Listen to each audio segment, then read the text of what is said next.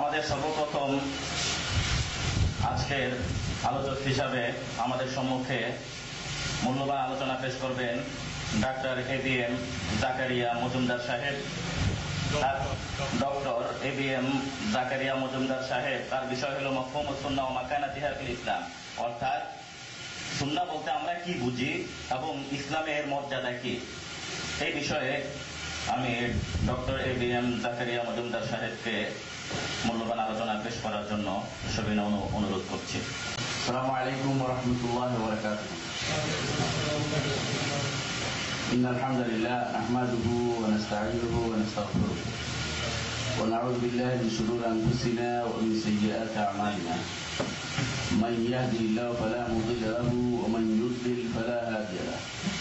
ওয়া আশহাদু আন লা ইলাহা ইল্লাল্লাহ ওয়াহদাহু লা শারীকা লাহু ওয়া আশহাদু আন্না মুহাম্মাদান আবদুহু ওয়া রাসূলুহু। আম্মা বা'দ। আল্লাহুম্মা তাকাব্বাল হাযিহি মিন্না। আল্লাহ এই চেহারাগুলিকে কবুল করুন, যারা এই মহতী মজলিসে দিনের আলোচনা শোনার জন্য এবং অংশগ্রহণ করার জন্য এসেছেন, তাদেরকে আল্লাহ তুমি কবুল করুন।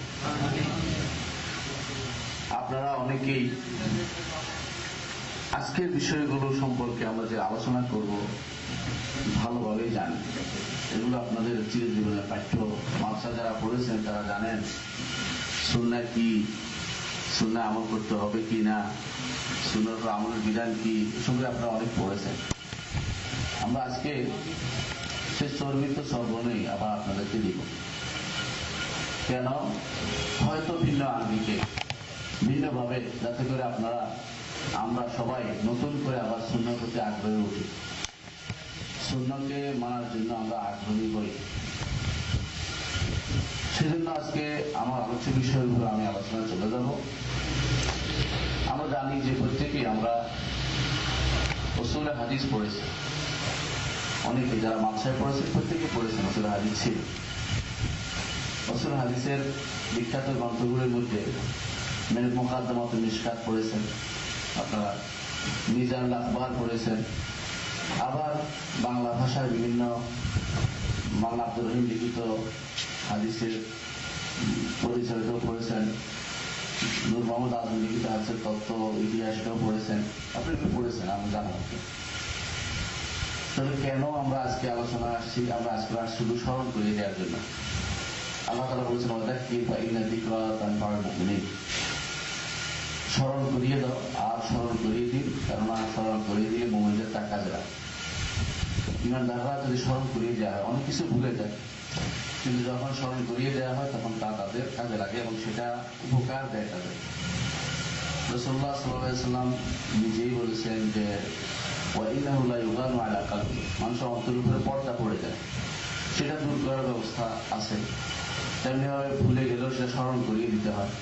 আমরা আজকে আপনাদের কিছু স্মরণ করিয়ে দিতে চাচ্ছি, যে বিদ্যা আপনাদের আছে সেটাই আমরা বলবো, নতুন করে কোনো তথ্য নয়, নতুন করে দেওয়ার কিছু নেই। কোরআন এবং সুন্নাহ আগে থেকে আছে, সবসময় থাকবে এবং সেটা অনুসারে আমাদের চলতে হবে।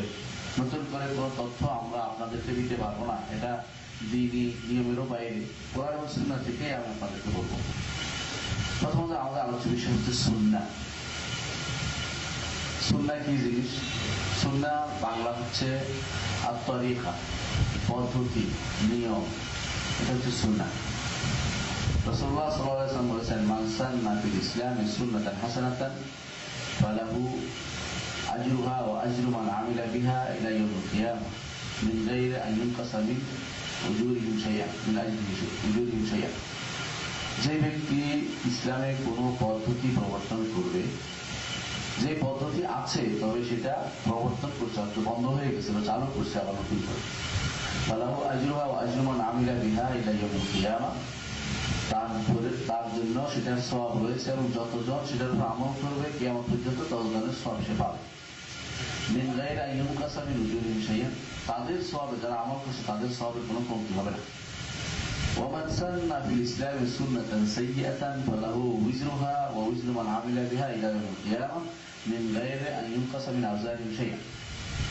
আর যে ব্যক্তি এমন কোন পদ্ধতি প্রবর্তন করেছে সাইয়া, এটা খারাপ, খারাপ বলে শরীয়তে স্বীকৃতি এমন পদ্ধতি সে প্রবর্তন করেছে। ফালাহু উজরুহা ওয়া উজরু মান আমিলা বিহা ইলা ইয়াউমিল কিয়ামাহ, এর জন্য সে এটার গুনাহ পাপের ভাগীদার হবে এবং কিয়ামত পর্যন্ত যত মানুষ সেটা অনুসারে চলবে তারাও অনুরূপ পাপের ভাগীদার হবে। তবে তাদের পাপের কোনো কমতি হবে না যারা এরা অন্যায় করেছে। যে লোকটি প্রথম প্রবর্তন করেছে সে অনুরূপ যতজন অন্যায় করবে ততজন গুনাহ সে পাবে। তো এখানে আমরা উদ্দেশ্য নিয়েছি যে আবিধানিক ভাবে সুন্নার এক অর্থ হচ্ছে, সুন্নার যে অর্থটা আমরা বুঝতে পদ্ধতি, নিয়ম, তরিকা। তো এইটা একটি অর্থ সুন্নাহ, এটা হচ্ছে আবিধানিক অর্থ। সুন্নাহ আরেকটি অর্থ হচ্ছে আল্লাহ নিয়ম, আল্লাহর পদ্ধতি, আল্লাহর হুকুমুল্লাহ, আল্লাহর বিধান। আপনারা জানেন আল্লাহ তাআলার বিধান দুই ধরনের, একটি হচ্ছে হুকম শারঈ, একটা হুকম কাউনি। সূর্য পূর্ব দিকে উঠে, এটা হুকম কাউনি, আল্লাহ চিরাচরিত নিয়ম, স্থায়ী নিয়ম, সুন্নাতুল্লাহ। আল্লাহ কোরআনে কারীমে বলেছেন বারবার, সুন্নাতুল্লাহ ফালান তাজিদা লিসুন্নাতিল্লাহি তাবদীলা, সুন্নাতুল্লাহ ফালান তাজিদা লিসুন্নাতিল্লাহি তাহওয়িলা। এর অর্থ হচ্ছে যে এই পদ্ধতিতে আল্লাহ পৃথিবীটা চালাচ্ছেন, এটা হলো প্রাকৃতিক নিয়ম, প্রাকৃতিক পদ্ধতি। এটাও সুন্নাত আল্লাহ তাআলা বলেছেন সুন্নাত হিসাবে, যে এই পদ্ধতিটা চালু আছে। আরেকটি অর্থ আছে আবিধানিক ভাবে সুন্নাহ, সেটা হচ্ছে অভ্যাস হিসাবে অর্থে। সেই হিসেবে রাসূলুল্লাহ সাল্লাল্লাহু আলাইহি ওয়াসাল্লাম বলেছেন, লা তাত্তাবিউনা সুনানা মান কানা ক্বাবলাকুম আও সানানা মান কানা ক্বাবলাকুম, তোমরা তোমাদের আগে যারা ছিলে তাদের অনুসরণ করে চলবে। এমনকি লাউ দাখালু জহরা দাবিলা দাখালতুমু, তারা যদি কোনো সান্ডার গর্তে প্রবেশ করে তোমরা সেখানে প্রবেশ করবে। অর্থাৎ তাদের নিয়ম নীতি সিরত সুরত তাদের অনুসরণ করে তোমরা চলবে। সাহাবায়ে কেরাম বললেন তারা কারা? তারা কি ইহুদি এবং নাসারা? রাসূলুল্লাহ সাল্লাল্লাহু আলাইহি ওয়াসাল্লাম বললেন যে তারা ব্যতীত আর কাদের আমি উদ্দেশ্য নিয়েছি, তোমাদের আগে কারা ছিল? ইহুদি এবং নাসারা।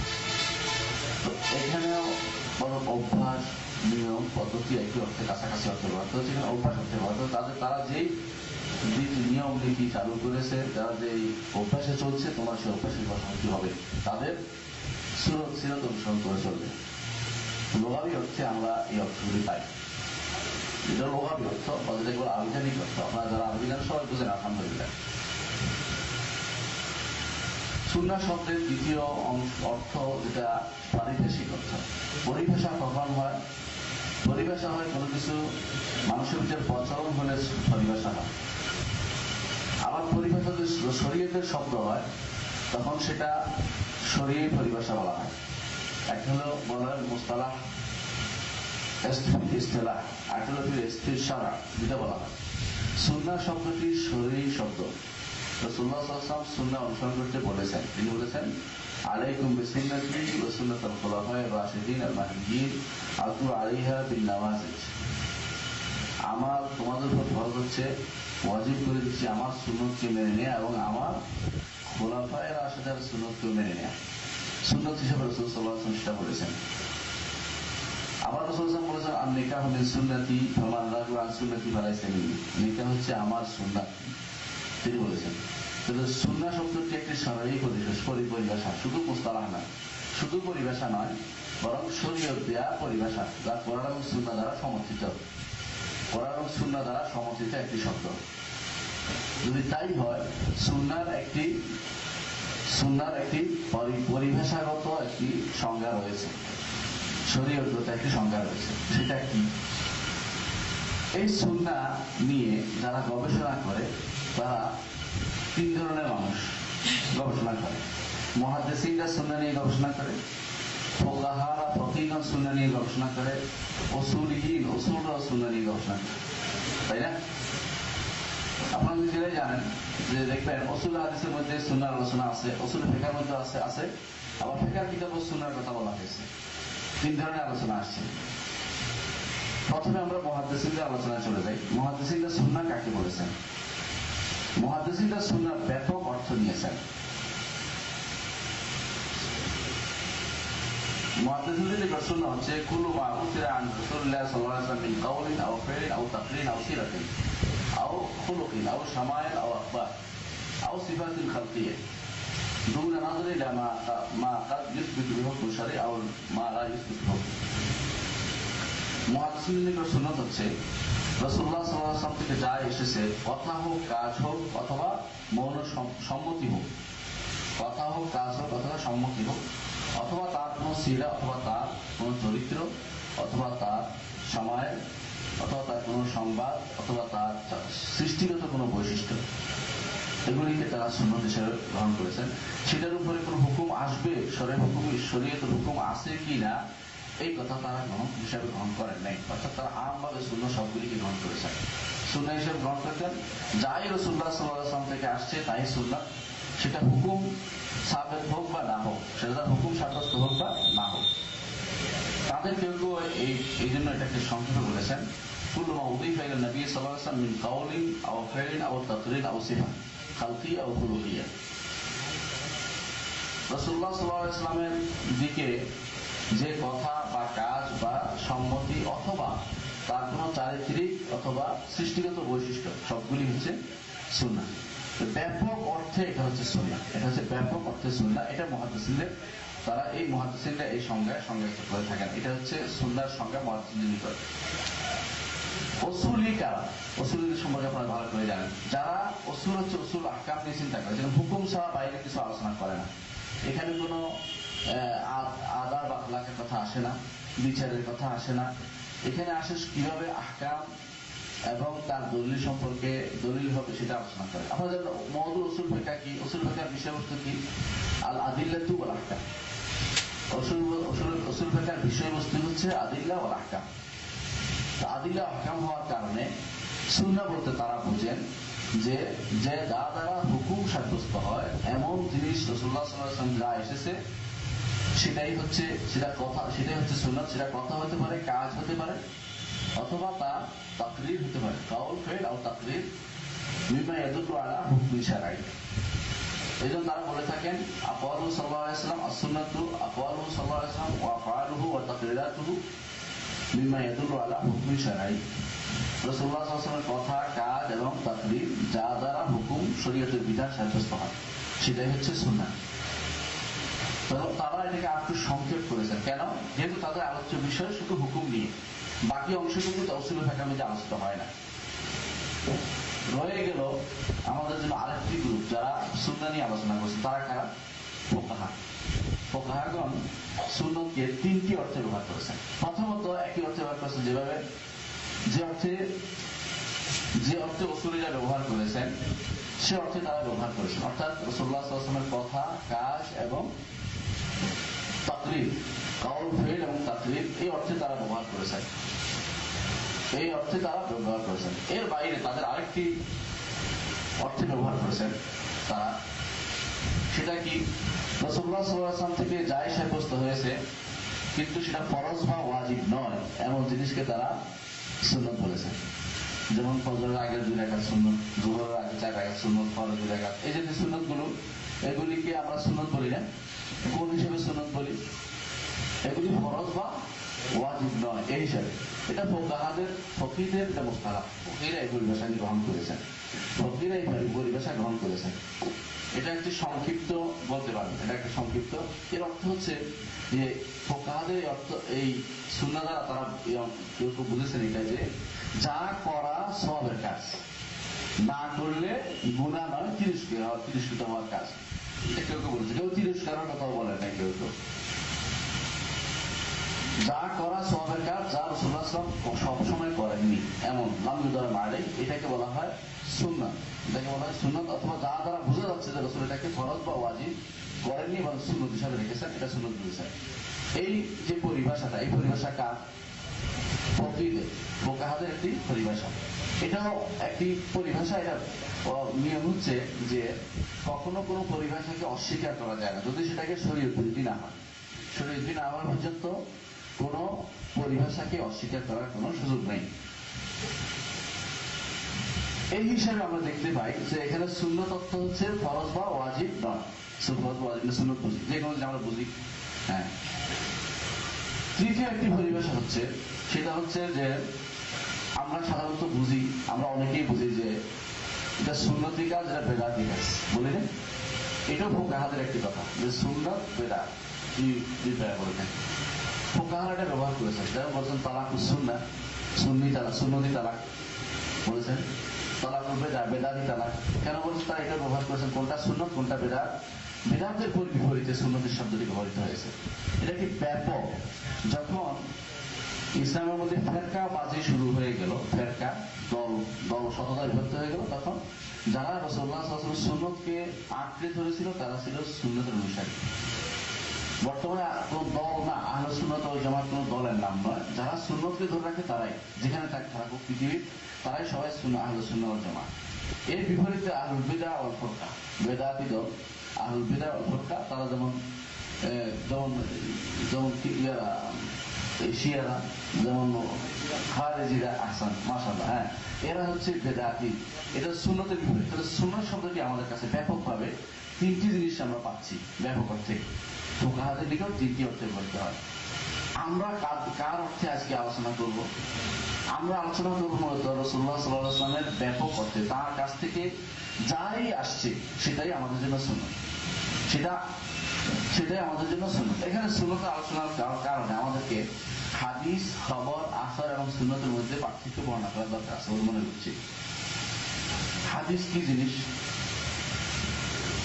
মুহাদ্দিসদের মধ্যে একটি গ্রুপ হাদিস এবং সুন্নাতকে এক অর্থে নিয়েছেন। তারা যখনই হাদিসের কিতাব বলতেন সব জমা করেছেন, আবার সুন্নাত বলতেও সব জমা করেছেন। কারণ সুনান তিরমিজি নাম দিয়েছেন, যেমন সব জমা করেছেন, আখলাক আদাব জমা করেছেন।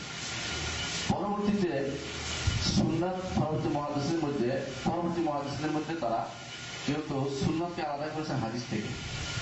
তাদের নিকট সুন্নাত হচ্ছে যা আমলি, আর হাদিস হচ্ছে আমলি হোক বা না হোক, যাই বর্ণিত হচ্ছে সবই হাদিসের কিতাব। এই জন্য হাদিসের কিতাব কতগুলি আছে দেখেন, হাদিসের কিতাবের কোনো শেষ নেই। সবগুলি কিন্তু মানুষে আমল করে না, এবং আমলি অনেক কিছুই নাই এটার মধ্যে। আমল করে না এটা নয় যে আমলের জিনিস নয়, এটা খবর আছে, এখানে এই করেছেন, রসুল এটা করেছেন, ওইটা করেছেন, ওই দিক দিয়ে হেঁটে গেছেন, ওইটা কিন্তু আপনার জন্য হাঁটার জন্য ওয়াজ করার জন্য কিছুই না। ওই এই জিনিসগুলো এটা তো আমভাবে হাদিসের ভিতরে পড়ে, কিন্তু সুন্নাত হিসাবে হয় আমলে, যেটা মানুষের কাজ, দৈনন্দিন কাজে লাগে, আমল করে যাচ্ছে, চলে আসছে সুন্নাহ, সেটাকে পরবর্তী একটা সুন্নাহ হিসাবে খ্যাত হয়েছে। সুন্নাহ এবং হাদিসের মধ্যে পার্থক্য দুইটি। কেউ বলেছেন যে কোনো পার্থক্য নেই, দুইটা একই জিনিস। কেউ বলেছেন সুন্নাহ হচ্ছে আমলি আর হাদিস হচ্ছে আমলি ও গায়ের আমল, যা এখন আমল করা হয় না, খবর আসছে, কোন সুরত আসছে, রসুল এরকম চলতেন, এরকম করতেন, সবগুলিকেই সেটাকে তারা হাদিস হিসেবে আখ্যায়িত করেছেন, ব্যাপক, আরো বেশি ব্যাপক সেটা। এই জন্য আপনি দেখতে পাবেন যে কখনো কখনো আপনার আমলের বিপরীতে হাদিস পাওয়া যায়, তখন আপনি এটাকে তাত্ত্বিক দিতে চেষ্টা করেন, করতে চেষ্টা করেন যে এটা করে এটা করতে হবে, যে এটা আগের, এটা পরের, অথবা এটা নাসিখ, এটা মনসুখ, অথবা এটা রাজিহ, এটা মারজু, এভাবে আপনি তাত্ত্বিক দিতে থাকেন। এটা আপনি সুন্নাত যখন এই বিভাগ করেছেন এই সময়, এর আগে কিন্তু এই সিস্টেম ছিল, সবাই হাদিস বর্ণনা করতো, সব কিছু বর্ণনা করতো। আপনি যখন মুসান্নাফ আব্দুর রাজ্জাক এখন দেখবেন যে দুনিয়ার সব নিয়ে আসছে, রাসূলুল্লাহ কি করছেন, সাহাবীরা কি করছেন, সব নিয়ম নীতি সবগুলো বর্ণনা করে দিয়েছেন। এই জন্য দেখবেন ইমাম মালিক রাহমাতুল্লাহ তার মুওয়াত্তা গ্রন্থে দেখবেন যে সুন্নাতের ব্যাপক অর্থে হাদিসের নির্দেশ নিয়ে আসছেন। সেখানে অনেক কিছুই তিনি নিয়ে আসছেন যা সরাসরি হাদিস নয় বা সরাসরি সুন্নাত নয়, বা লাগাত নিয়ে আসছেন, ব্যবহার চলে আসছে নিয়ম, সেটাও তিনি নিয়ে আসছেন। আমরা যদি বুঝতে পারি জিনিসটা, তাহলে আরেকটি ঘোষণা থেকে আমরা জানতে পারবো। ইমাম আব্দুর রহমান ইবনে মাহদী, তার সম্পর্কে আপনারা অনেকেই জানেন, যিনি একজন আইমাতুল জারহ ওয়াত তা'দীল ছিলেন, ইমাম মিন আইমাতুল জারহ ওয়াত তা'দীল ছিলেন। তিনি বলেছেন একদিন যে তাকে জিজ্ঞাসা করা হয়েছে সুফিয়ান সাউরি, আউজাঈ এবং মালিক, কয়জন হলো? তিনজন, সুফিয়ান সাউরি, আউজাঈ এবং মালিক। সুফিয়ান দুজন আছেন, একজন জানেন আপনারা, সুফিয়ান সাউরি এবং সুফিয়ান ইবনে উয়াইনা জানেন। সুফিয়ান সাউরি উনি ছিলেন ফাকিহ নিঃসন্দেহে, কিন্তু তার মধ্যে বেশি গালিব কি ছিল এটা আলোচনা করতে হচ্ছে। আমরা জিজ্ঞাসা করা হয়েছে আব্দুর রহমান মাহদীকে, সুফিয়ান সাউরি, আউজাঈ এবং মালিক এরা কে কোন পর্যায়ে? তখন বললেন যে সুফিয়ান সাউরি ইমাম ফিল হাদিস ওয়ালাইসা বিইমাম ফিস সুন্নাহ। উনি বলছেন এটা যে ফকিহ হিসেবে স্বীকৃত নয়, ইমাম ফিল হাদিস হিসেবে স্বীকৃত বেশি। ওয়াল আউজারি ইমাম ফিস সুন্নাহ ওয়া লাইসা ইমাম ফিল হাদিস। আউজারি হচ্ছে একজন, আউজারি একটা মাযহাব ছিল ওনার, মাযহাব মানে ওনার প্রচলিত নয়, ওনার অনেকগুলি কথা আছে, বাণী আছে, বিভিন্ন বিষয়ে মাসালার মধ্যে মত আছে বিভিন্ন বিষয়ে। এরকম একজন ইমাম ফিস সুন্নাহ ওয়া লাইসা ইমাম ফিল হাদিস। হাদিসের ক্ষেত্রে বিখ্যাত মানে খ্যাতি অর্জন করেনি, কিন্তু সুন্নাহর ক্ষেত্রে খ্যাতি অর্জন করেছেন। ওয়া মালিক ইমামুন ফিহিমা। মালিক হচ্ছে হাদিসের ইমাম এবং সুন্নাহর ইমাম, অর্থাৎ তিনি ফিকহ এবং হাদিস দুটোই জমা করেছেন। শারহুজ্জাতানি আর মুআত্তাতে কে সামনে লিখে নেবেন। দ্বিতীয় একটি মুস্তালাহ আছে, এটা হলো খবর। খবর বলতে আমরা কি বুঝি? সংবাদ। এই জন্য যারা খবর বর্ণনা করে, বিশেষ করে তাদেরকে বলে আখবার। বিশেষ করে ওই যে ইতিহাস বর্ণনা করে যারা, তাদেরকে বলে আখবারি। হ্যাঁ, আখবারি বর্ণনা বলা হয়। কিন্তু মুহাদ্দিসিনরা খবর কি অর্থে ব্যবহার করেছেন? মুহাদ্দিসিনরা কি এই অর্থে ব্যবহার করেছেন? মুহাদ্দিসিনরা খবরকে এই অর্থে ব্যবহার করেননি। তারা ব্যবহার করেছেন যে খবর বলতে যত কিছু আছে রাসূল থেকে, রাসূলুল্লাহ সাল্লাল্লাহু আলাইহি ওয়াসাল্লাম থেকে, সাহাবায়ে কিরাম থেকে এবং তাবেঈন থেকে যা আসছে সবগুলি নাম দিয়েছেন খবর। তারা সবগুলিকেই খবর বলতেন, সবগুলি খবর মুহাদ্দিসিনরা। এই জন্য খবর বললে একটা লোক হাদিস বলা হচ্ছে না, খবর এরকম খবরে আছে, অনেকটা তার কাছ থেকে সরাসরি রাসূলুল্লাহ সাল্লাল্লাহু আলাইহি ওয়াসাল্লাম নেসবত হচ্ছে না, নির্ধারণ না করা পর্যন্ত তার নেসবত শুনতে হচ্ছে না। তৃতীয় আরেকটি মুস্তালাহ আছে, সেটা হচ্ছে আল আতার। চতুর্থ মুস্তালাহ এটা আল আতার। আসার কাকে বলে? আসার শব্দের অর্থ হচ্ছে কোনো কিছু, যেমন আসার রিজাল, চিহ্ন, পদচিহ্ন। আসার আল্লাহ তাআলা কোরআনে কারীম বলছে, ইন্না নাহনু নাকতুবু মা কাদ্দামু আসার ওয়া কুল্লা শাইইন আহসায়নাহু ফি ইমামিন মুবিন। যে তাদের আসার আমি লিখি, পদচিহ্ন যারা যাবে আসবে বা তাদের কর্মকাণ্ড যা রেখে যাবে, প্রতিক্রিয়া অর্থ ব্যবহৃত আসার। এই হিসেবে আসার শব্দটিকে কেউ বলেছেন যে আসার অর্থ দ্বারা ঠিক খবর অর্থে সমান অর্থে ব্যবহার করেছেন। কেউ বলেছেন না, আসার বিশেষ করে ইমাম ইবনে হাজার রাহমাতুল্লাহ আলাইহি, ইবনে হাজার যাকে শাইখুল ইসলাম বলা হয় ফিল হাদিস, উনি উসুল হাদিসের মুস্তালাহ ক্ষেত্রে বিশেষ করে শাইখুল ইসলাম, উনি বলতেছেন যে আসার বলতে বোঝায় যা সাহাবী এবং তাবেঈনের থেকে আসছে, তারা সেটা হচ্ছে আসার। রাসূলুল্লাহ সাল্লাল্লাহু আলাইহি ওয়াসাল্লাম যা আসে তা আসার হিসাবে নয়। খবর বলতে আরো ব্যাপক বোঝায়। খবর বলতে রাসূল, সাহাবী, সাহাবা, তাবেঈন সবাই থেকে আসা খবর হিসেবে স্বীকৃত। এই হিসেবে আমরা বুঝলাম যে আসার হচ্ছে সাহাবা তাবেঈনদের থেকে যেটা আসছে, এই জন্য বলা হয় ফিল আসার। কিন্তু এটা পরবর্তীতে এই মুস্তালাহ কেউ পরিবর্তন করেছেন তাদের ব্যক্তিগত, যেমন সর্বমানিল আসার কার লেখা? সর্বমানিল আসার ইমাম তাহাবীর লেখা। আপনারা জানেন ইমাম তাহাবীর লেখা সর্বমানিল আসার। উনি শুধু আসার বলতে শুধু সাহাবা তাবেঈন বুঝেন না, রাসূলুল্লাহ সাল্লাল্লাহু আলাইহি ওয়াসাল্লাম হাদিস দিয়ে ভর্তি, সেটা এই নামে লিখছেন। এটা অনেকটা বলতে পারেন ব্যাপক অর্থে মুহাদ্দিসিনদের যারা বলেছেন যে আসার এবং খবরের মধ্যে পার্থক্য নাই, সেই হিসাবে তিনি এই গ্রন্থটা লিখছেন। ইমাম মালিক রাহমাতুল্লাহ আলাইহি তার হাদিসের কিতাবে, যার নাম কি মুয়াত্তা, হাদিসটার নাম কি মুয়াত্তা। মুয়াত্তাতে তিনি কিন্তু এইভাবে আসার দিয়ে ভর্তি করেছেন। হাদিসের কিতাব হলো মুয়াত্তা, তিনি আসার দিয়ে ভর্তি করেছেন। আমরা আজকে যে আলোচনা করছি মূলত সুন্নতে আলোচনা করছি। আমরা এই সব ব্যাখ্যা কেন করলাম? সুন্নতটা স্পষ্ট করার জন্য। সুন্নাত, হাদিস, আসার, খবর শব্দ করলাম। সুন্নত, হাদিস, খবর, আসার, চারটি জিনিস স্পষ্ট হওয়ার পরে আমাদেরকে স্পষ্ট হবে যে আমরা কোনটা আলোচনা করছি এবং কোনটার গুরুত্ব কতটুকু। প্রথমে আসে সুন্নত। তাহলে সুন্নত কি হলো? মা সদারা আন রাসূলিল্লাহ সাল্লাল্লাহু আলাইহি ওয়াসাল্লাম হিদায়াতাল লিনাস ওয়া শারিআতাল লাহুম, সেটাই সুন্নাত। রাসূলুল্লাহ সাল্লাল্লাহু আলাইহি ওয়াসাল্লাম থেকে মানুষের হেদায়েতের জন্য এবং মানুষের জন্য শরীয়ত হিসেবে প্রবর্তনের জন্য যা আসছে সবই সুন্নাত। রাসূলুল্লাহ সাল্লাল্লাহু আলাইহি ওয়াসাল্লাম থেকে মানুষের হেদায়েতের জন্য, মানুষের শরীয়ত হিসেবে প্রবর্তনের জন্য যা আসছে সবই কি সুন্নাত। তাহলে কি কি জিনিসের মধ্যে আসবে? যা আল্লাহ তাআলার পক্ষ থেকে বলার জন্য তাকে নির্দেশনা দেওয়া হয়েছে, সেটা একটা। দ্বিতীয়টা হচ্ছে রাসূলুল্লাহ সাল্লাল্লাহু আলাইহি ওয়াসাল্লাম নিজে চিন্তা করে এবং তিনি গবেষণা করে যেটা বের করেছেন আল্লাহ সেটাকে সাব্যস্ত করেছেন, সেটাও সুন্নাত। কয়টা জিনিস হলো? দুইটা। একটা হচ্ছে আল্লাহ সরাসরি ওহী দিয়ে বলেছেন এটা বলো, এটা বলেছেন, সেটা সুন্নাত। আবার রাসূল নিজে চিন্তা করে আল্লাহ করেছেন, সেটা আল্লাহ তাআলা সেটাকে স্বীকৃতি দিয়েছেন, সেটাও সুন্নাত। এই দুইটা জিনিস নিঃসন্দেহে সুন্নাত, কমপ্লিট সুন্নাত। অর্থাৎ রাসূলুল্লাহ সাল্লাল্লাহু আলাইহি ওয়াসাল্লাম থেকে যাই বর্ণিত হয়েছে, কোনো আকীদা হোক অথবা কোনো ইবাদত শেখানোর জন্য হোক অথবা কোনো ভালো কাজের প্রতি উৎসাহ দেওয়ার জন্য হোক অথবা চরিত্রিক উৎকর্ষ সাধনের জন্য হোক, চারিত্রিক উৎকর্ষ সাধনের জন্য হোক, অথবা কোনো মুআমালাত মানে লেনদেন ঠিক করার জন্য হোক, অথবা সৎ কাজের আদেশ হোক, অথবা অসৎ কাজের নিষেধ হোক, অথবা কোনো খারাপ কাজ থেকে মানুষকে সাবধান করার উদ্দেশ্য হোক, এই সবগুলি হচ্ছে সুন্নাহ। রাসূলুল্লাহ এই জাতীয় যা এসেছে সেটা হতে পারে ইবাদতে, আখলাকে, মুআমালাতে, আমরুল মারুফ নাহি আনিল মুনকার, এই জাতীয় যত কিছু থেকে রাসূলুল্লাহ সাল্লাল্লাহু আলাইহি ওয়াসাল্লাম সাবধান করেছেন, খারাপ কিছু থেকে ভালো কিছু করতে বলেছেন, সবটাই কি সুন্নাহ, সবটাই হচ্ছে সুন্নাহ, সবটাই হচ্ছে সুন্নাহ। এর অর্থ হচ্ছে যে যা এই পদ্ধতিতে আসেনি, অর্থাৎ যা রাসূলুল্লাহ সাল্লাল্লাহু আলাইহি ওয়াসাল্লাম কে আল্লাহ তাআলা করতে বলেননি এবং রাসূল নিজে গবেষণা করেছেন, নিজে গবেষণা করেছেন, আল্লাহ সেটাকে লাম ইউকাররা আলাইহি, নিজের পক্ষ থেকে সেটা কিন্তু সুন্নাত হিসেবে বিবেচিত হবে না। এরকম কিছু জিনিস আছে কিনা? এরকম কিছু জিনিস আছে কিনা? হ্যাঁ, এরকম কিছু জিনিস আছে। যেমন রাসূলুল্লাহ সাল্লাল্লাহু আলাইহি ওয়াসাল্লাম, আমরা উদাহরণ হিসেবে বলি, রাসূলুল্লাহ সাল্লাল্লাহু আলাইহি ওয়াসাল্লাম মদিনায় আসার পরে দেখলেন যে তারা খেজুর গাছে তাবির করতেছে। তাবির কি? পরাগায়ন করতেছে, জানেন, একখান থেকে নিয়ে আরেকখান ভূমিকা স্ত্রীকে মিলিয়ে দেয়, তাতে করে খেজুর বেশি হবে, উৎপাদন বেশি। রাসূল বললেন যে যদি না করতে, রাসূল কেন বললেন সেটা?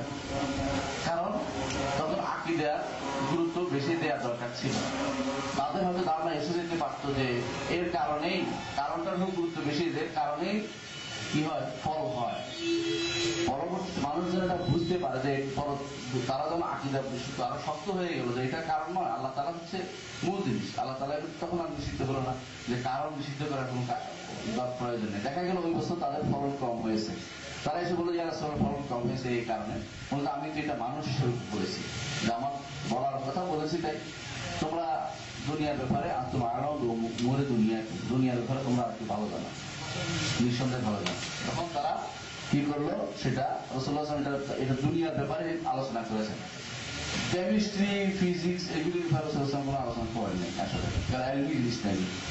যেগুলি দুনিয়ার এই কিভাবে চলবে, গাছ কোথায় লাগাতে হবে, এই বিষয়গুলির জন্য এই বিষয়গুলি আমরা সুন্নাহর অন্তর্ভুক্ত বলছি না, এগুলি মানা বাধ্যতামূলক নয়।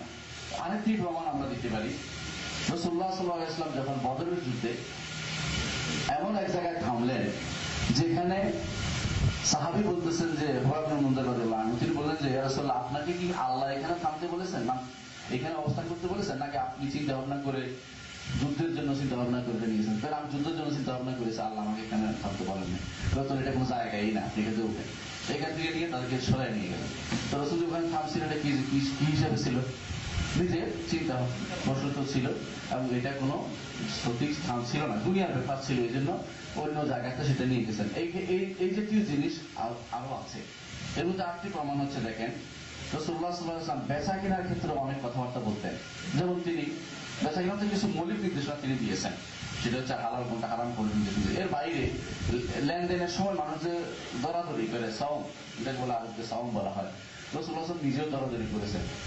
জাবের ইবনে আব্দুল্লাহকে বলেছেন তোমার ওটা আমার কাছে বিক্রি করে দাও, এক ওকিয়া, দুই ওকিয়া, দেড় ওকিয়া, ভাগ। উনি বারবার মূলামূলি করতেছিলেন। এই যে মূলামূলি করাটা কিন্তু সুন্নত পর্যায়ে পড়বে না, কারণ দুনিয়ার জিনিসের কর্মকাণ্ডে কেউ যদি মূলামূলি না করে তার কোনো সুন্নতের কোনো সওয়াব হবে না, মানে গুনাহ হবে না, মূল বললে সওয়াব হবে এটা নয়।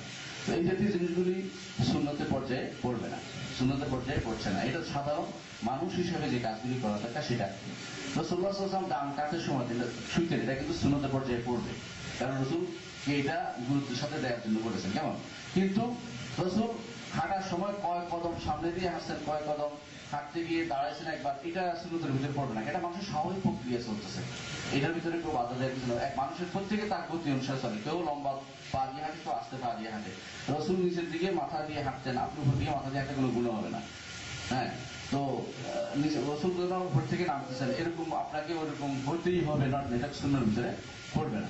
তো কিছু জিনিস আছে যেগুলি এরকম সুন্নাহর ভিতরে পড়ে না। আরেকটি যেমন আমি উদাহরণ দিচ্ছি, রাসূলুল্লাহ সাল্লাল্লাহু আলাইহি ওয়াসাল্লামের কিছু কাজ সুপারিশ করতেন কখনো কখনো থেকে, সেটা সুন্নতের ভিতরে পড়ে, যেমন কি সেটা মানাও সুন্নতের ভিতরে পড়ে না। বারিরা এবং মুগিসের ঘটনা আপনারা জানেন।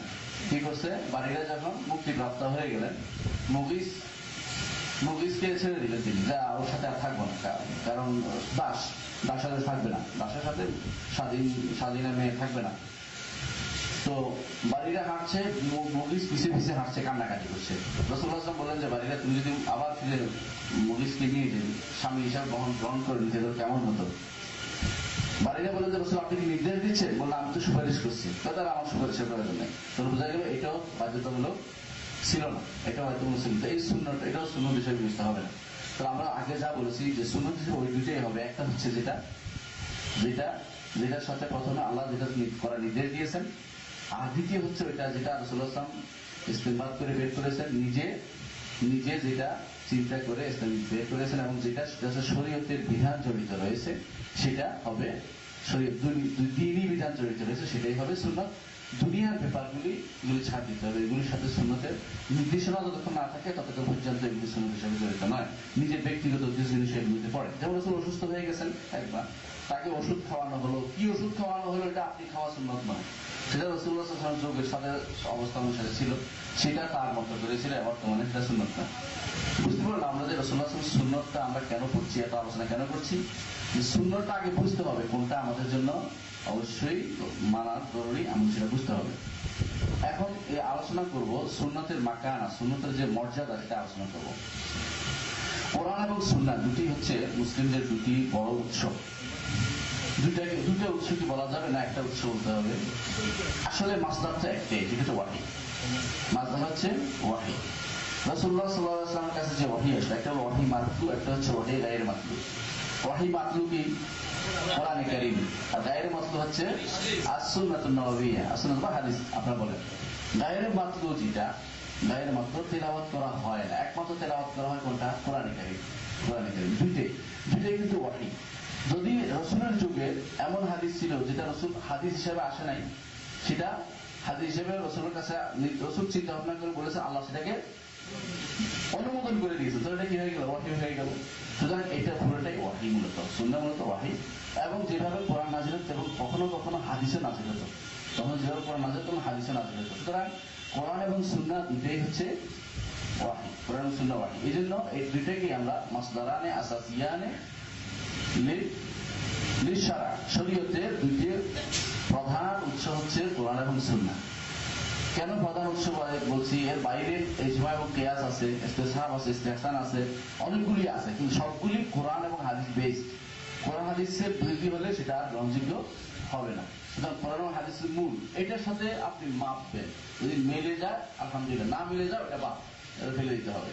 এটা শরীয়তের বিধান। মূল জিনিস ঠিক রাখতে হবে, সেটা হচ্ছে কোরআন এবং সুন্নাহ। কোরআনকে আল্লাহ তাআলা, কোরআন কারীমকে আল্লাহ তাআলা মাসদার হিসেবে গ্রহণ করার জন্য কোরআন নিজেই নির্দেশ দিচ্ছে। যেমন আল্লাহ তাআলা বলছেন যে ইন্না আনজালনা ইলাইকাল কিতাবা বিল-হাক্কি লিতাহকুমা বাইনান নাসি বিমা আরাকাল্লাহ। সূরা আন-নিসাতে আল্লাহ তাআলা বলছেন যে আমি নিশ্চয়ই আমরা আপনার কাছে নাযিল করেছি কিতাব যথাযথভাবে বিল-হক, যাতে আপনি বিচার করেন মানুষের মধ্যে, হুকুম দেন মানুষের মধ্যে যেভাবে আল্লাহ আপনাকে দেখাচ্ছেন সেভাবে। অর্থাৎ কোরআনে কারীম নাযিল করেছে মানুষের মধ্যে সেটা বাস্তবায়ন করার জন্য। এই জিনিসটা আল্লাহ তাআলা কোরআনে কারীমে বলে দিয়েছে নিজেই। যেমন কোরআন নাযিল করেছে কি জন্য? বাস্তবায়ন করার জন্য। রাসূলকে বলেছিল বাস্তবায়ন করতে। তাহলে কোরআনে কারীম মানা অবশ্যই আমাদের উপরে ফরজ, এবং সেটা অবশ্যই আমল করা আমাদের উপর ফরজ। অন্য আয়াতে আল্লাহ তাআলা বলেছেন ওয়ানাজ্জালনা আলাইকাল কিতাবা তিবয়ানান লিকুল্লি শাইইন ওয়া হুদান ওয়া রাহমাতান ওয়া বুশরা লিল মুসলিমিন। সূরা আন-নাহলের এই আয়াতে আল্লাহ তাআলা বলেছেন যে আমরা আপনার উপর নাযিল করেছি কিতাব কি? কোরআন কারীম। তিবয়ানান লিকুল্লি শাই, প্রত্যেকটি জিনিসের জন্য স্পষ্ট করে, স্পষ্টকারী হিসাবে, ও হুদান হেদায়েত হিসাবে, ওয়া রাহমা এবং রহমত হিসাবে, ওয়া বুশরা এবং সুসংবাদ হিসাবে, মুসলিমদের জন্য সুসংবাদ হিসাবে তিনি নাযিল করেছেন সেটা আল্লাহ তাআলা। সুতরাং যদি বলা হয় তিবয়ানান লিকুল্লি শাই, তাহলে এটার আমল করতে হবে, হেদায়েত হতে হবে, আমল করতে হবে, বাধ্যতামূলক। কোরআনে কারীমে আমলের জন্য আল্লাহ তাআলা আরো বলেছেন ওয়া আউফা ইলাইকা হাযাল কুরআন লিউনযিরাকুম বিহি ওয়া মান বালাগ। আর আপনার কাছে এই কোরআনকে ওহী করা হয়েছে যাতে লিউনযিরাকুম বিহি, যাতে এর মাধ্যমে আমি ভীতি প্রদর্শন করাই তাদেরকে, ওয়া মান বালাগ, যার কাছে সেটা পৌঁছবে সেও যেন ভীতি প্রদর্শন, তার জন্য ভীতি হয়, তার সেও যেন ভয় পায়, আল্লাহকে ভয় পায়, তার শরীয়ত অনুসারে আমল করে। এটা হলো মূল উদ্দেশ্য কোরআনে কারীমের। কোরআনে কারীম যে হুজ্জত, এর ব্যাপারে কোনো ইখতিলাফ করে না মানুষ। ইখতিলাফ হয়ে যায় সুন্নাত নিয়ে, যত মতভেদ হয়ে যায় সুন্নাত নিয়ে, যত মতভেদের জিনিস নয়, এটা কোনোদিন মতভেদের জিনিস ছিল না, বরং সুন্নাহ অবশ্যই অবশ্যই অবশ্যই অবশ্যই পালনীয় জিনিস এবং এটা মানতে হবে। সুন্নতকে, রাসূলের হাদিসকে, সুন্নতকে অবশ্যই মানতে হবে। এর কিছু প্রমাণ আমি উল্লেখ করবো এখানে। প্রথমত আল্লাহ তাআলা কোরআনে কারীম এবং সুন্নাহ দুটাকে ওয়াহী হিসেবে ঘোষণা করেছেন। কোরআন এবং কারীম এবং সুন্নাহ দুটাকে কি করেছেন? ওয়াহী হিসেবে ঘোষণা করেছেন। আল্লাহ তাআলা বলেছেন, ওয়া মা ইয়ানতিকু আনিল হাওয়া ইন হুয়া ইল্লা ওয়াহয়ুন ইউহা। ওয়া মা ইয়ানতিকু আনিল হাওয়া ইন হুয়া ইল্লা ওয়াহয়ুন ইউহা। তিনি নিজের প্রবৃত্তি থেকে কোনো কথা বলেন না, যা বলেন তা সবই ওয়াহী, যা তার কাছে ওয়াহী হিসেবে প্রেরণ করা হয়, ওয়াহী হিসেবে যা তার কাছে প্রেরণ করা হয় সেটাই তিনি বলেন। রাসূলুল্লাহ সাল্লাল্লাহু আলাইহি ওয়াসাল্লাম হাদিসে এসেছে, সেটা আমরা বলি। রাসূলুল্লাহ সাল্লাল্লাহু আলাইহি ওয়াসাল্লাম বলেছেন যে আলা ইন্নী উতিতুল কিতাবা ওয়া মিসলু মা, আমাকে কিতাব দেওয়া হয়েছে আর কিতাবের মতো অনুরূপ জিনিস দেওয়া হয়েছে। সেটা কি? হাদিস, সুন্নাহ। তারপর রাসূলুল্লাহ সাল্লাল্লাহু আলাইহি ওয়াসাল্লাম বললেন যে এমন একটা সময় আসবে যখন মানুষ আলা ইউশুক রাজুল শাবাআন আলা আরিকাতিহি ইয়াকুল আলাইকুম বিহাযা আল-কুরআন ফামা ওয়াজাদতুম ফীহি মিন হালাল ফাআহলু ওয়া মা ওয়াজাদতুম ফীহি মিন হারাম ফাহারিমু। আবু দাউদ হাদিসে আসছে যে এমন এক সময় আসবে মানুষ পরিতৃপ্ত হয়ে, অর্থাৎ পেট ভরে খাবে, খুব ভালো অবস্থা তার থাকবে। তখন সে ভালো খারাপ অবস্থা থাকলে আল্লাহর কথা মানুষ মনে হয়, ভালো অবস্থা থাকলে আল্লাহর কথা ভুলে যাবে, রাসূলের হাদিসে বলে যায়। সে বলতেছে যে এই অবস্থা থাকে সে তার খাটের উপর থেকে বলতে থাকবে যে তোমরা কোরআন ধরো, শুধু এখানে যা আছে তা হালাল করো, এখানে যা আছে তা হারাম বলো, অন্যগুলিকে আর কিছু বলিও না। এটা কিন্তু রাসূল সাল্লাল্লাহু আলাইহি ওয়াসাল্লাম এই সাবধান খুব আগে দিয়ে দিয়েছেন। বর্তমানে একটা গ্রুপ বের হয়েছে আহলুল কোরআন, কোরআনী গ্রুপ, তারা এটা বলে থাকে। তো রাসূলুল্লাহ সাল্লাল্লাহু আলাইহি ওয়াসাল্লাম এটা একটা কি মুজিজা না, এটা একটা আয়াত, নিদর্শন। তিনি যে নবী ছিলেন, যে ঘটনা ঘটবে যেটা আগে সেটা বলে দিয়েছেন যে এরকম লোক আসবে যারা কোরআন মানবে, শুধু হাদিস মানবে না। এরকম লোক ভবিষ্যতে আসবে। রাসূলুল্লাহ সাল্লাল্লাহু আলাইহি ওয়াসাল্লাম এটা একটি কি মুজিজা, এটা একটি আয়াত, নিদর্শন, এটা একটি দালালের নবুয়তের একটি প্রমাণ হচ্ছে যে এরকম লোক আসা, এবং রাসূল বলেছেন আসবে, তা এসে গেছে। এখন তারা এরকম এসে গেছে। দ্বিতীয় প্রমাণ কি? প্রথম প্রমাণ কি বলেছি? যে হাদিস মানতে হবে। প্রমাণ কি বলেছি? হাদিস এবং কোরআন দুইটাই ওয়াহী। প্রথম প্রমাণ মনে রাখ, মাঝে মধ্যে জিজ্ঞাসা করে যেন বলতে পারে, দুইটাই ওয়াহী। মা ইয়ানতিকু আনিল হাওয়া ইন হুয়া ইল্লা ওয়াহয়ুন ইউহা। দ্বিতীয় প্রমাণ হচ্ছে যে মানতে হবে, সেটা হচ্ছে আল্লাহ তাআলা কোরআনে কারীম, রাসূলুল্লাহ সাল্লাল্লাহু আলাইহি ওয়াসাল্লাম তার হাদিসেও, কোরআনে কারীমে বিশেষ করে যে রাসূলের আনুগত্য এবং আল্লাহর আনুগত্য, এবং রাসূলের আনুগত্য, সেটা দুইটাকে উল্লেখ করেছেন একসাথে। দেখছেন আপনারা, আতিউল্লাহ ওয়া আতিউর রাসূল স্পষ্ট বলেছেন, এটা আট করতে বলেছেন। তো আল্লাহর আনুগত্য তো করবেন আপনি কোরআন দিয়ে, রাসূলের আনুগত্য কিভাবে করবেন? তাকে কবর থেকে উঠে আনবেন, হাত পা ধুয়ে দিবেন, কিভাবে করবেন? তার সুন্নতকে অনুসরণ করার মধ্যে সে আনুগত্য করা যাবে। তার সুন্নতকে অনুসরণ করার মধ্যে আনুগত্য করা যাবে, বরং কোনোভাবেই অন্যভাবে নেওয়ার কোনো সুযোগ নাই। অর্থাৎ আনুগত্য আপনাকে করতে হবে আল্লাহ এবং তার রাসূলের। সে আনুগত্য করার পর আল্লাহ তাআলা বলেছেন, মান ইউতিউর রাসূলা ফাকাদ আতা আল্লাহ। সূরা আন-নিসা 80 নম্বর আয়াতে আল্লাহ বলেছেন, মান ইউতিউর রাসূলা ফাকাদ আতা আল্লাহ। কেউ রাসূলকে আনুগত্য করলে আল্লাহ, সে তো আল্লাহর আনুগত্য করলো। আবার আল্লাহ তাআলা বলেছেন, ফাইন তানাযাতুম ফি শাইইন ফারুদ্দু ইলাল্লাহি ওয়া রাসূলিহি ইন কুনতুম তু'মিনুনা বিল্লাহি ওয়াল ইয়াউমিল আখির যালিকা খায়রুন ওয়া আহসানু তা'ওয়িলা। যে তোমাদের মধ্যে কেউ যদি কোনো আল্লাহর আনুগত্য করা হচ্ছে, তারপর যদি তোমাদের মধ্যে তোমাদের মধ্যে যারা উলিল আমর কারা? উলিল আমর অর্থ নির্দেশ দেওয়ার অধিকার যারা আছে। উলিল আমর দুই শ্রেণীকে অন্তর্ভুক্ত করে, একটি হচ্ছে শাসক শ্রেণী, একটি হচ্ছে আলেম শ্রেণী। বর্তমানে আলেম শ্রেণীরা হচ্ছে উলিল আমর। আলেম কোনো পীর সাহেব নয়, কোনো দরবেশ নয়। আলেমরা হচ্ছে উলিল আমর, তাদের নির্দেশনা সাধারণ মানুষ মানবে। এটা উল্লেখ আল্লাহ তাআলা এই নির্দেশনা মানতে বলেছেন। কিন্তু আবার বলেছেন, ফাইন তানাযাতুম ফি শাইইন, যদি তোমরা পরবর্তীতে কোনো বিষয়ে ইখতিলাফ করো, মতভেদ করো, ঝগড়া করো, ফারুদ্দু ইলাল্লাহি ওয়া রাসূল, আল্লাহ এবং তার রাসূলের কাছে ফিরে আসো। মানে আপনার ফেরার জায়গা রয়েছে। খ্রিস্টানদের ফেরার জায়গা নেই, তাদের গ্রন্থ বিকৃত। হিন্দুদের ফেরার জায়গা নেই, এজন্য তারা নিয়ে গেছে যত মত তত পথ, যত মত আছে সবগুলি পৌঁছাই দেবে তাদের ইলার কাছে। কিন্তু আমাদের কাছে এর জায়গা না, আমাদের কাছে ফিরার জায়গা কম। একটাই, সেটা আল্লাহ এবং আল্লাহ রাসূলের কাছে। যত মত তত পথ না, ফিরে আসতে হবে আল্লাহ এবং আল্লাহ রাসূলের কাছে। দ্বিতীয় দলিল হচ্ছে এটা। তৃতীয় দলিল হচ্ছে যে কারণে আমাদেরকে সুন্নাহ মানতে হবে, সেটা হচ্ছে আল্লাহ তাআলা কোরআনে কারীমের ব্যাখ্যা দেওয়ার ব্যাখ্যা দেওয়ার অধিকার, বর্ণনা দেওয়ার অধিকার এবং বিস্তারিত আলোচনার অধিকার কাকে দিয়েছেন? মুহাম্মদ রাসূলুল্লাহ সাল্লাল্লাহু আলাইহি ওয়াসাল্লামকে। কোরআনে কারীম ব্যাখ্যা প্রথম কে দিয়েছেন? রাসূলুল্লাহ সাল্লাল্লাহু আলাইহি ওয়াসাল্লাম। কোরআনে কারীমের মধ্যে অনেক আয়াত আছে, আমি দেখুন যেগুলি ব্যাখ্যা একমাত্র রাসূলুল্লাহ সাল্লাল্লাহু আলাইহি ওয়াসাল্লাম দিয়ে দিয়েছেন, তার আমলে জিন্দেগিতে দিয়েছেন। সুতরাং এর বাইরে আমরা যদি কোনো অন্য কোনো পদ্ধতি অবলম্বন করি তাহলে অবশ্যই কোরআন কারীমের উপর আমল করা যাবে না। রসুলকে অনুসরণ না করলে, সুন্নতকে অনুসরণ না করলে কোরআনের কোরআনের যে আয়াতগুলো আছে আয়াতগুলোকে আমরা আমল করতে পারবো না। মনে কখনো না। আপনি দেখেন সালাত, আল্লাহ বলছে আকিমুস সালাত, আপনি কিভাবে সালাত আদায় করবেন যদি রসুলকে অনুসরণ না করেন? পশ্চিম দিকে মুখ করতে কোরআনে বলেছে, কিন্তু তারাই বলছে বসে বলতেছে রুকু কেমনে করতে হবে, সেজদা কেমনে করতে হবে, এটা কিন্তু আর কেউ বলেন, মুহাম্মদ রাসূলুল্লাহ সাল্লাল্লাহু আলাইহি ওয়াসাল্লাম বলে দিয়েছেন। সুতরাং আপনি অনুসরণ না করলে আপনি ব্যাখ্যা করার অধিকার কাকে দেওয়া হয়েছে? মুহাম্মদ রাসূলুল্লাহ সাল্লাল্লাহু আলাইহি ওয়াসাল্লামকে দেওয়া হয়েছে। সুতরাং তার অনুসরণ করা আমাদের জন্য ফরজ। আল্লাহ তাআলা বলছেন ও আনজালনা ইলাইকা যিকরা লিতুবাইয়িনা লিন-নাসি মা নুজিলা ইলাইহিম। সূরা আন-নাহলের 44 নম্বর আয়াতে বলেছেন যে আপনার কাছে যে কোরআন নাযিল করা হয়েছে তা এই জন্য আমরা নাযিল করেছি যে মানুষের কাছে আপনি বর্ণনা করবেন। বর্ণনা দায়িত্ব কাকে দিয়েছে? তাহলে মুহাম্মদ সাল্লাল্লাহু আলাইহি ওয়াসাল্লামকে দিয়েছেন। আবার আল্লাহ তাআলা বলেছেন লাকাদ মান্নাল্লাহু আলাল মুমিনিনা ইয বা'আথা রাসূলাম মিন আনফুসিহিম ইয়াতলু আলাইহিম আয়াতিহি ওয়া ইউযাক্কিহিম ওয়া ইউআল্লিমুহুমুল কিতাবা ওয়াল হিকমা। তাদেরকে কিতাব এবং হিকমত শিক্ষা দিবেন আল্লাহ তাআলা বলেছেন।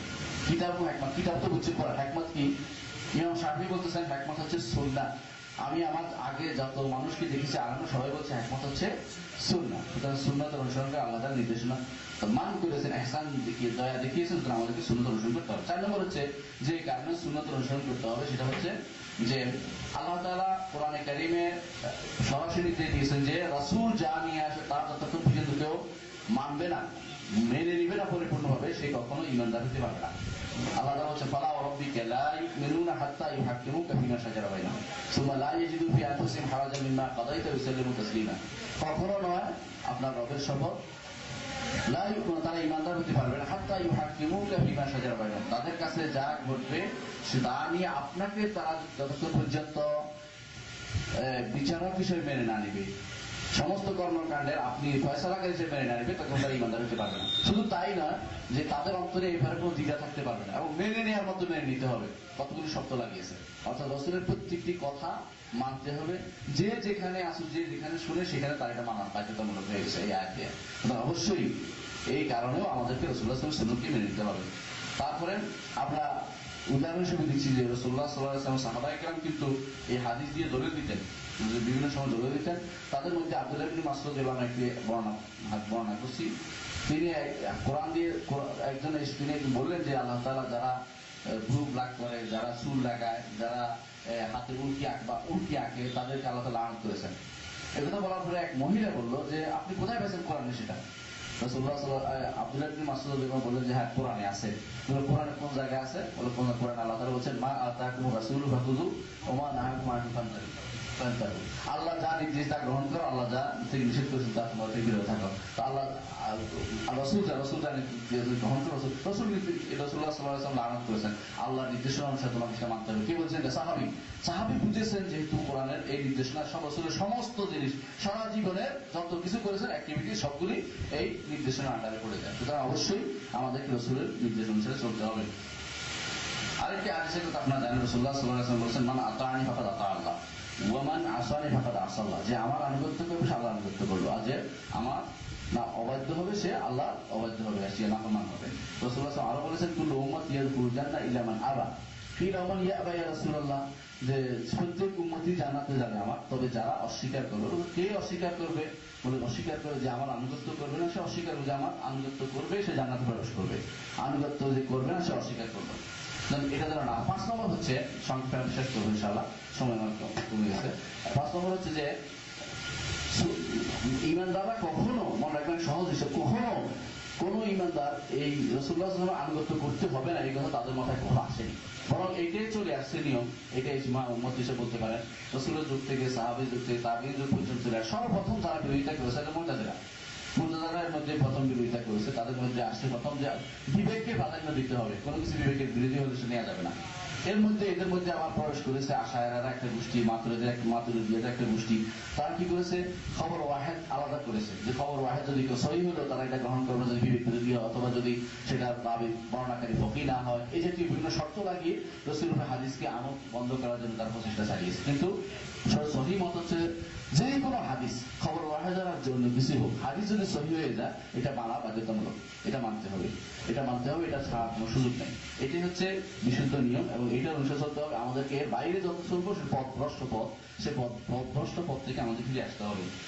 আরেকটি হচ্ছে যেমন রাসূলুল্লাহ সাল্লাল্লাহু আলাইহি ওয়াসাল্লামের যে কোরআনে কারীম বহু জায়গায় আল্লাহ তাআলা বলেছেন যে রাসূল নিজ থেকে যদি কিছু বলতো আমি অবশ্যই তার আপনার বলছেন আয়াতটা বুঝতে পারছেন, ওয়ালাউ তাকাওয়ালা আলাইনা বা'দাল আকাওয়ি লাআখাযনা মিনহু বিল ইয়ামিন সুম্মা লাকাতা'না মিনহুল ওয়াতিন, যে তার সব এই রক আর ছেড়ে ফেলতাম আমি, কেন নিজ থেকে তিনি কিছু বলেন নাই। সুতরাং এই বাধ্যতামূলক ভাবে আমাদেরকে সেই নির্দেশনা মানে দিয়েছেন। আবার দেখেন বলছেন ওলা আল্লাহ বলছেন কাতুল্লাযী লা ইউমিনু বিল্লাহি ওয়ালা বিল ইয়াউমিল আখির ওয়ালা ইউহাররিমুনা মা হারামাল্লাহু ওয়া রাসূলুহু।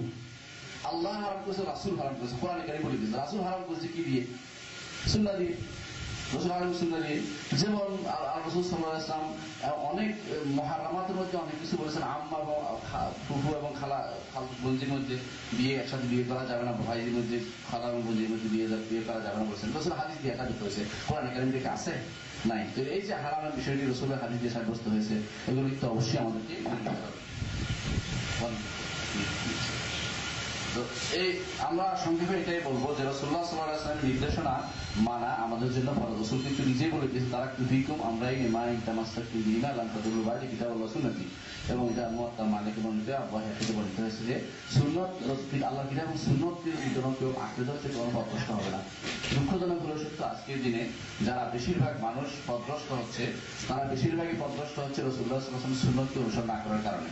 এর মধ্যে বড় ধরনের গোষ্ঠী যারা সুন্নতকে অনুসরণ করছে না, তারা বড় গোষ্ঠী যারা একেবারেই সুন্নত মানে অমনোযোগী, তারা সুন্নত পড়েও না, পড়ে সেটা মতো বরকতের উদ্দেশ্যে পড়তেছে। আমরা অনেকেই নিজেরা টাইটেল পাস করেছি, বরকত নিয়েছি, বুখারী মুসলিম আবু দাউদে বোঝা হয়েছে, কিন্তু আমল করার জন্য কখনো করি নাই। আল্লাহ আমাদেরকে সুন্নতের উপর আমল করা এবং সেটা অনুসরণ চলা এবং সেটাকে সত্যিকার অনুধাবন করা এবং রাসূলকে ভালোবাসার তৌফিক দান করুন এবং আমাদের জন্য এটা যেন নাজাতের ওসিলা বানিয়ে দিন, সেই কথা সেই দোয়া রেখে আল্লাহর কাছে সে আহ্বান রেখে আপনাদের জন্য সে আহ্বান রেখে দোয়া রেখে আপনাদের সুন্নত অনুসরণ করেন, সে আহ্বান রেখে আমি আমার বক্তব্য এখানে শেষ করছি। আলহামদুলিল্লাহ, আসসালামু আলাইকুম ওয়া রাহমাতুল্লাহি ওয়া বারাকাতুহু।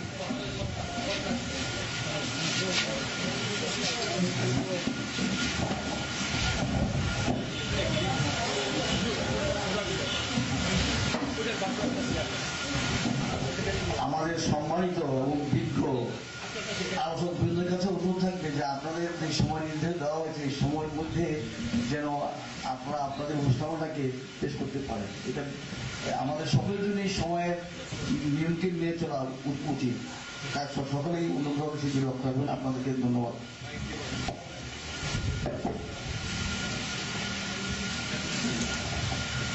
সম্মানিত উপস্থিতি, সুধী মণ্ডলী, ওলামায়ে-কেরাম, এরপরে আমরা 15 মিনিট আমাদের সময় রয়েছে মুদাখালাতের।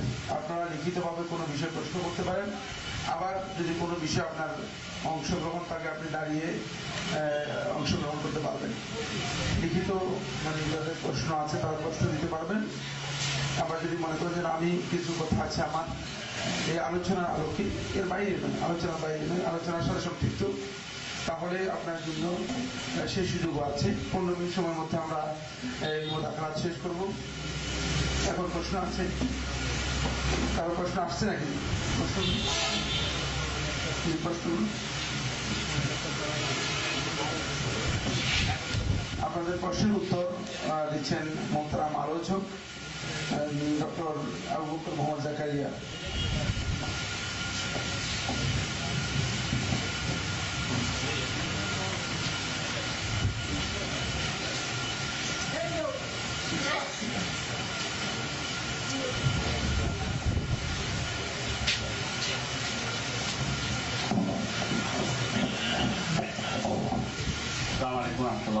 অনেকগুলি প্রশ্ন আছে কিন্তু আলোচনার সাথে রিলেটেড নয়, এগুলি আলোচনার উত্তর দেবো না। শুধুমাত্র আলোচনার সাথে একটি প্রশ্ন আছে, সেটা উত্তর দেবো। উলিল আমর কারা? এটা আলোচনা হচ্ছে আপনার প্রশ্ন, এটা নিয়ে একটু ভুল বোঝাবুঝি তৈরি হচ্ছে। উলু অর্থ কি? সাহেব, অধিকারী। আমার অর্থ নির্দেশ, নির্দেশ দেওয়ার অধিকারী, নির্দেশনাদের অধিকারী। মূলত আমার আগে যারা ইয়া হতেন, শাসক হতেন, তারাই উল্লামত ছিলেন। কারণ হচ্ছে তারা নির্দেশ দেওয়ার মতো জ্ঞান তাদের ছিল, তারা সত্যিকার অর্থে তারাই ছিলেন। আবু বকর, ওমর, ওসমান, আলী রাদিয়াল্লাহু আনহুম আজমাইন, এরা সত্যিকার অর্থে এই জ্ঞানী ছিলেন। তারা নির্দেশনা দিতেন এবং মানতে সেটা বাধ্য। এই জন্য ওমর রাদিয়াল্লাহু ইজমা হয়েছে, আবু বকরের সময় আলোচনা হয়েছে, আর বিভিন্ন মাসাইল আপনারা জানেন। আর খোলাফায়ে রাশিদিনের সময় বিরাট কিছু ঘটেছে, যেগুলি আমাদের জন্য এখন পথ পাথেয় হিসেবে চলছে আমাদের জন্য। কিন্তু পরবর্তীতে যারা শাসক হিসেবে করছেন তারা দ্বীনের জ্ঞান রাখেন না, কিন্তু নির্দেশনা তো মানুষের লাগবেই। আল্লাহ তাআলা বলছেন ফাসআলু আহলা যিকরি ইন কুনতুম লা তা'লামুন, না জানলে যারা জানে তাদেরকে জিজ্ঞাসা করতে। এই জন্য মুহাদ্দিসিনরা পরবর্তীতে এবং সবাই সবসময় বলেছেন যে এখানে জ্ঞানীদের উদ্দেশ্য মূলত, যদি শাসক জ্ঞানী না হয় জ্ঞানীদের কাছে চলে আসবে, উল আমর নির্দেশনা থেকে তাদের কাছে চলে আসবে। সেই হিসাবে আলেমরা উল আমর নিঃসন্দেহে, কিন্তু সত্যিকার আলেম হতে হবে, তথাকথিত আলেম নয় এবং কোনো বুজুর্গ বা পীর এই জাতীয় কিছুকে আমরা বোঝাচ্ছি না। আমরা দিনই আলেম জানি, কোরআন এবং সুন্নাহ জানে, তার নির্দেশনা মানাটা ফরজ, মানতে হবে, এটাই হলো কথা। একজন প্রশ্ন করেছেন যদি সরকার বিরোধী হয়, নির্দেশনা সরকার বিরোধী কিছু নাই, ঝগড়া লাগানোর জন্য নয়। নির্দেশনা দিবে দিনই ব্যাপারে তিনি নির্দেশনা দিবেন। কোনো কিছু শরীয়ত বিরোধী হলে সেটা তিনি নির্দেশনা দিবেন। এটা যার বিরুদ্ধে তার কথা নয়। যেমন হারাম, সুদ খাওয়া হারাম, এটা যে আপনি সরকারের বিরুদ্ধে কিছু আমরা বলছি না, সুদ খাওয়া হারাম শরীয়তের বিধান বলছি। কেউ খাচ্ছে না খাচ্ছে এটা বড় কথা নয়, কারোর বিরুদ্ধে কথা বলা উদ্দেশ্য নয়, আমরা শরীয়তের বিধান বলা উদ্দেশ্য। শরীয়তের বিধান, উলিল আমর শরীয়তের বিধান বর্ণনা করবে, মানুষকে শুধু বিপদে ফেলবে না, বিপদে নির্মিত করবে না, এটার নিয়ম। আসসালামু আলাইকুম ওয়া রাহমাতুল্লাহি ওয়া বারাকাতুহু। যে আমি যে বিষয়টিকে একটু গভীরভাবে জানতে চাই এবং মনের ভিতরে ইতমিনানের জন্য আমি বলছি, সেটা হলো এইমাত্র বলা হয়েছে কারো বিরুদ্ধে নয়, কারো সরকারের বিরুদ্ধে নয়, কিন্তু আল্লাহ পাকের যে বক্তব্য হলো আয-যানিয়াতু ওয়াজ-যানি ফাজলিদু কুল্লা ওয়াহিদিন মিনহুমা মিয়াতা জালদা ওয়া লা তা'খুযকুম বিহিমা রা'ফাতুন ফি দীনিল্লাহ। এখানে দ্বীন শব্দ, যে বিষয়টাকে আল্লাহ সুবহানাহু ওয়া তাআলা দ্বীন হিসাবে টেনে নিয়ে আসছেন, এখন দ্বীন ব্যাপারে যদি সঠিক দ্বীনের ব্যাখ্যা বিশ্লেষণ করে কোরআনের আলোকে বলা হয় আর যেটা বাস্তবে রূপ দেওয়ার জন্য চেষ্টা করা হয়, তখন অবশ্যই, সুতরাং আমি যে দ্বীন সম্পর্কে বিস্তারিত বিশ্লেষণ একটু জেনে আমার মনকে মুতমাইন করার জন্য আপনাদের কাছে আমার আকুল আবেদন। আসসালামু আলাইকুম ওয়া রাহমাতুল্লাহি ওয়া বারাকাতুহু। আলহামদুলিল্লাহ, আবেগ অত্যন্ত ভালো জিনিস। আমারও খুব আবেগী একসময় ছিলাম, বহু আবেগ না থাকলে কিন্তু যুদ্ধ করা যায় না, ঠিক না, দিনের কাজও করা যায় না। কিন্তু আবেগ হচ্ছে একটা পাগলা ঘোড়া, এটাকে ভালো করে জিদ দিয়ে বাঁধতে হয়। আয-যানিয়াতু ওয়াজ-যানি ফাজলিদু, তাকে কি মারো? তার মারো। এটা আপনাকে বলছি, এই নির্দেশনা কার উপর আছে? তার উপরে, সরকারের উপরে। তো আমি কি করবো এটা নিয়ে? এটা আমার দায়িত্ব কোথায়? আমার দায়িত্ব বলা, কোন আলেমের দায়িত্ব বিচার করা নয়। দুআত উলামা লা কুদাত, মনে রাখতে হবে যে আলেমরা সবসময় হবে দাওয়াত দানকারী এবং তারা মানুষকে স্মরণ করেকারী, ওরা কোনো বিচার করবে না, বিচারের পদ্ধতি অনুসরণ করবে না।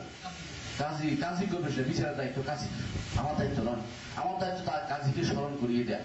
প্রতিদিন একবার পত্রিকায় লিখবো এটা করা উচিত, প্রতিদিন বলবো যে এটা করা উচিত, কিন্তু করা উচিত মধ্যে আমার মধ্যে সীমাবদ্ধ, এর উপর অতিরিক্ত দায়িত্ব আল্লাহ তাআলা আমার উপর দেন নাই, নিজের উপর আমরা জুলুম করবো না ভাই। আলহামদুলিল্লাহ, আল্লাহ তাআলা আমাকে যতটুকু দায়িত্ব দিয়েছেন বেশি নেওয়ার অর্থ হচ্ছে আমি নিজের উপর অন্যায় করে একটা জুলুম নিয়ে নিলাম।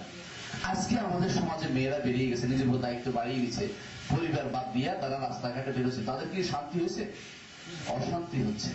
যখনই আপনি আল্লাহর দেয়া সীমারেখা, হুদুদুল্লাহ সীমারেখা আপনি বেরিয়ে আগিয়ে যাবেন, তখনই আপনার বিপদ আসবে। মনে করেন এই বিপদ শরীয়ত অনুমোদন করে না।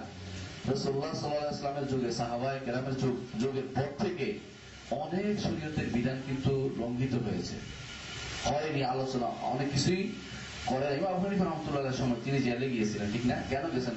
সব করে জেলে গেছে কেউ? কি জন্য জেলে গেছেন? ওনাকে জুলুম করে নেওয়া হয়েছে, সোজা কথা এটা, ওনাকে জুলুম করা হয়েছে। কিন্তু শাসক গোষ্ঠী জুলুম করার পরে কি আন্দোলন করেছেন, মিছিল করেছেন? আমার ছেলের ছাত্ররা মিছিল করেছেন না? জেলে বসে বসে বলছেন যে আমার প্রতিষ্ঠান করো। অথবা এর পরে দেখেন আলেমরা ছিল, আমাদের মুহাদ্দিসিন আলেম সবাই ছিল, কেউ কি কোনোদিন দেখেছেন যে মিছিল মিটিং এ দৌড়াদৌড়ি করছে? না এর মিটিং এ চর্চা করেছে? কোনটা? আপনার আলেম, আপনাদের সবচেয়ে বড় কাজ হচ্ছে এর মিটিং এ চর্চা করা। আপনার বলবেন এটা হালাল এটা হারাম, আপনার নসিহত করবেন শাসক গোষ্ঠীকে। এখন নসিহতের পর্যায়ে আসছে লিখিত পত্রিকায় লিখতে পারেন। অতিরিক্ত এর বাইরে অতিরিক্ত যাওয়া হচ্ছে আপনার সীমা আপনি লঙ্ঘন করে অন্যদের সীমা হস্তক্ষেপ করা, এটা শরীয়ত বলে নাই। কখনো নিজের হাতে আইন তুলে নিতে হয় না, বা আইনের এই আইনের জন্য আমি বলবো আমার আবেগ থাকবে, কষ্ট থাকবে, কেন আল্লাহর আইন বাস্তবায়িত হচ্ছে না, এবং না আমি যদি বিশ্বাস না করি আমি কাফের হয়ে যাব। বিশ্বাস থাকতে হবে।